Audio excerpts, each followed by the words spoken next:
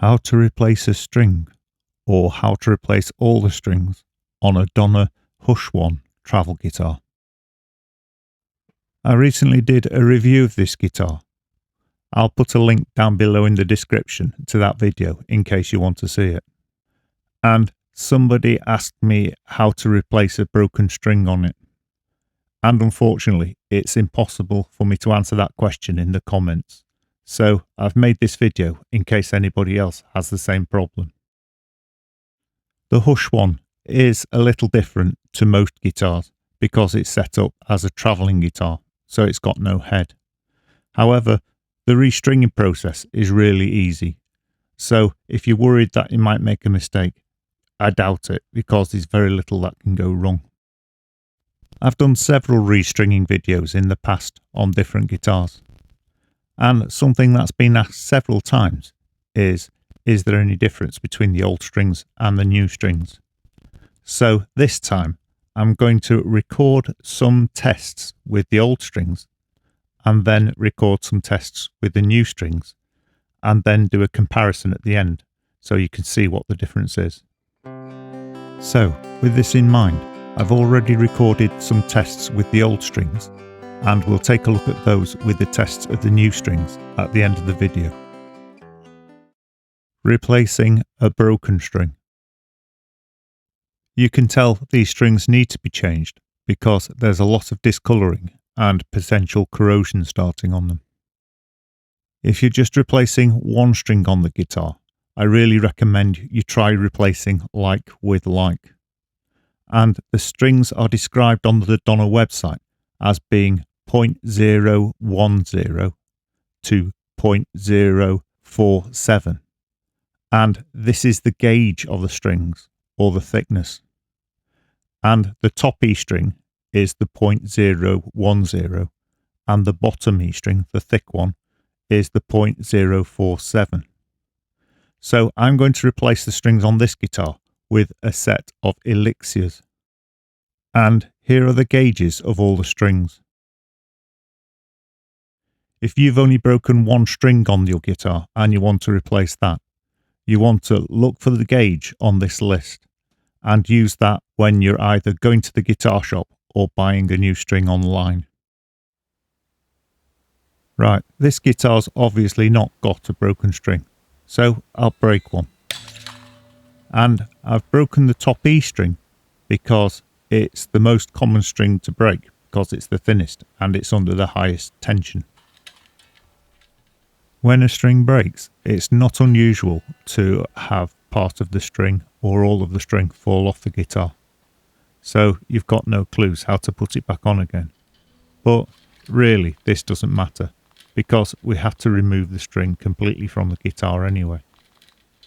So I'll remove it from the neck end first, and I simply have to push the string first until I've got enough to get hold of beyond the neck, and then pull it out. Then we move to the tuner end of the guitar, and we need to make sure the string is free from the guide, and then unhook it from the tuner. They don't usually come off that easily. Quite often they'll be stubbornly wrapped round the post. Once you've got the string completely free, you want to throw it away because they can be surprisingly dangerous for kids or animals, or even just scratching your guitar on them. So now your guitar should be completely free from any bits of the old string. When I've got a string off, I always use this as an opportunity to clean areas of the guitar that you can't normally get at when the strings are in place. And if you're replacing all the strings, it's a really good opportunity to give the guitar a good deep clean. Once your guitar's ready, you want to unpack the new string and then start to thread it through the hole at the end of the neck. Once you've threaded the string through the hole, you want to pull it through until the ball end meets with the hole. Then you want to hold the string flat against the guitar and thread it through the hole in the column on the tuner. However, don't pull it tight yet, because before you start to tighten up the string, you need to make sure it's going through the slots in the nut and you need to make sure it's not wrapped around any other strings and it's going over the bridge and saddle. Then you can start tightening it slightly, but then once you've just got it tightened a little bit, push it under the string tree. So you can reverse this last part of the process if you prefer and put it under the string tree first before you start tightening it up. I tend not to do it that way because I find it flicks back out from under the string tree. Another really important thing you need to note before you start tightening up the string is that you've wound it on the correct way. And the string should always be wound on clockwise. You'll notice all the other strings are wound clockwise because this is the correct way to do it. If you wind it round anti-clockwise, one problem will be that you'll have to tune that string in a different direction. Another problem is that because the angle is wrong to the string tree, the string will get stuck and make tuning difficult.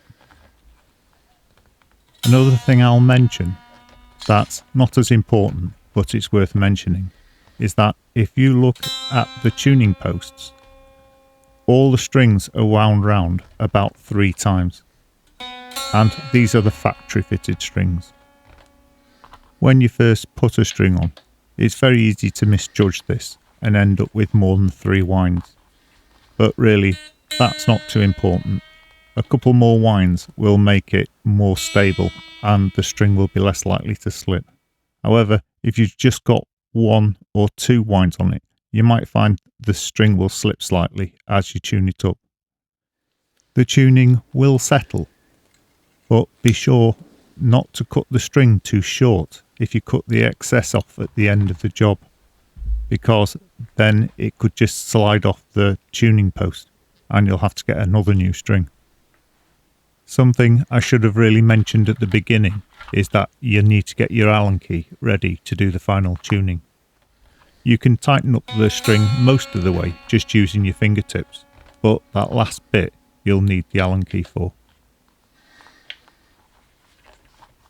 If you want to replace all the strings on your guitar, and if you've never replaced a string before or tuned up a very out of tune guitar, I would recommend replacing 1 string at a time and tuning up the guitar between changes. And the reason for this is that some tuners find it difficult to pick up on strings that are very out of tune. But by keeping the other strings in tune, you can use those as reference notes to tune the new string to, or at least get it close to being in tune and finish off with the tuner. I'll put some reference notes at the end of this video so you can tune to them if you haven't got anything else to tune to. Right, I'm going to do the same process with the B string, but I won't go into as much detail, but by doing it again the same way, it'll help your memory hold what you've learned. Firstly then, we'll imagine I've broken the B string. Then we need to remove all traces of the B string from the guitar.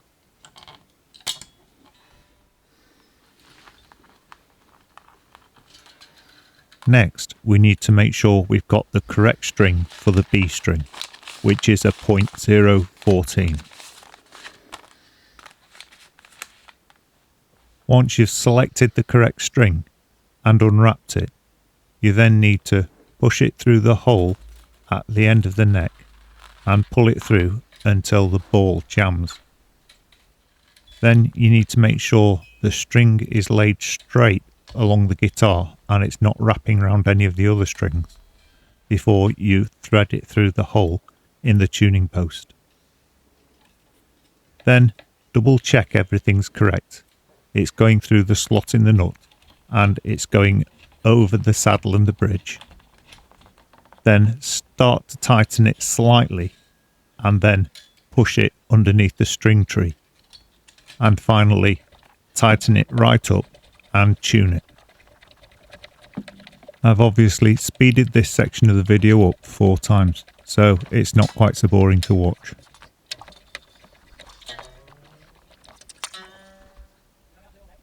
I'm now going to repeat the process for the bottom 4 strings, but this time I'm going to do it as if I was replacing all the strings and not as if I've just broken a string.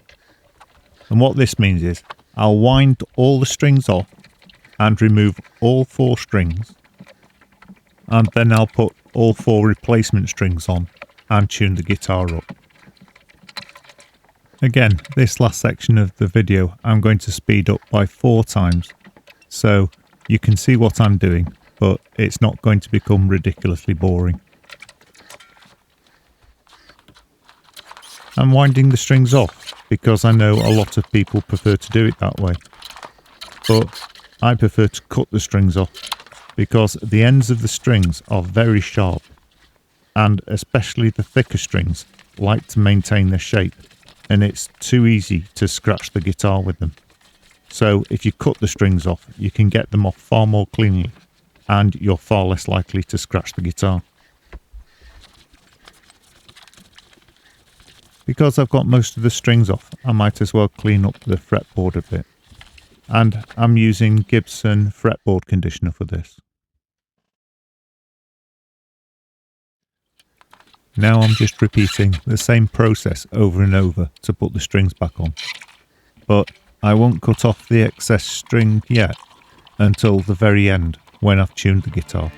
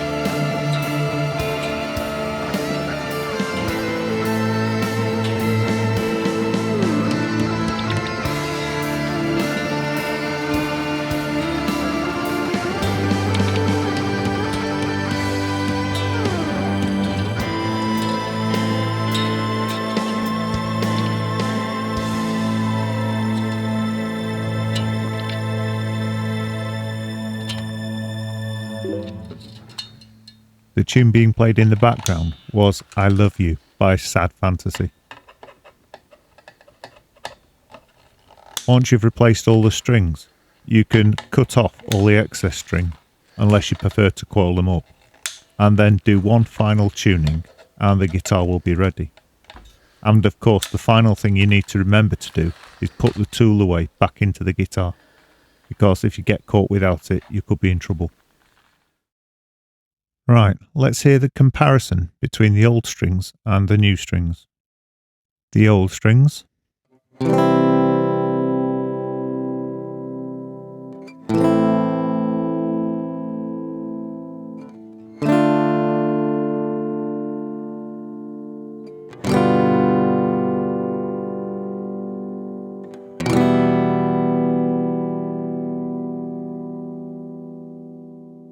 The new strings.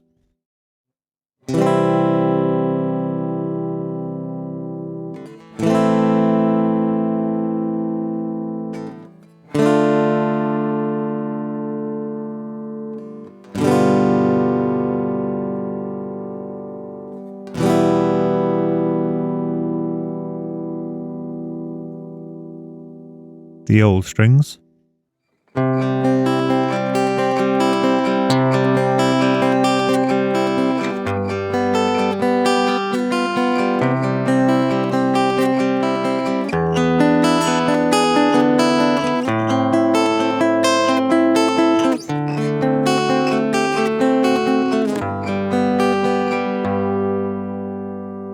the new strings,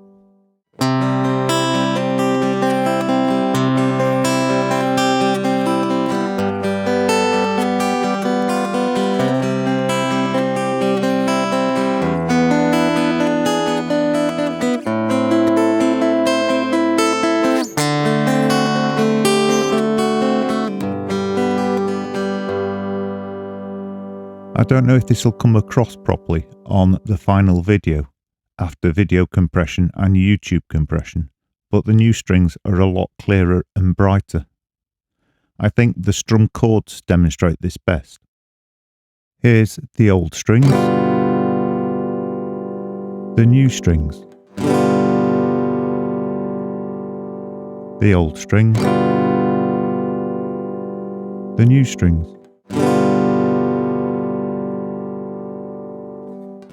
But I wouldn't say it was a game changer, or anything recorded on the old strings is worthless. It's just a slightly different sound. Some people might prefer the sound of the older strings. Whichever way you feel, if the strings need changing, change them. It's better to change the strings too frequently than not frequently enough. If you enjoyed this video and would like to see more like it, please like, subscribe and hit the bell icon. And then you'll be notified when I upload new videos. But also, you'll tell the YouTube algorithm that you enjoyed this video, so it will promote my videos more. But also, if you enjoy free guitar lessons, or better than that, free professionally structured guitar courses, they're on my YouTube channel, but also on the website www.ebooks4guitar.com. And there's no con, they are absolutely free. Right, thank you very much for watching. Here comes the reference notes.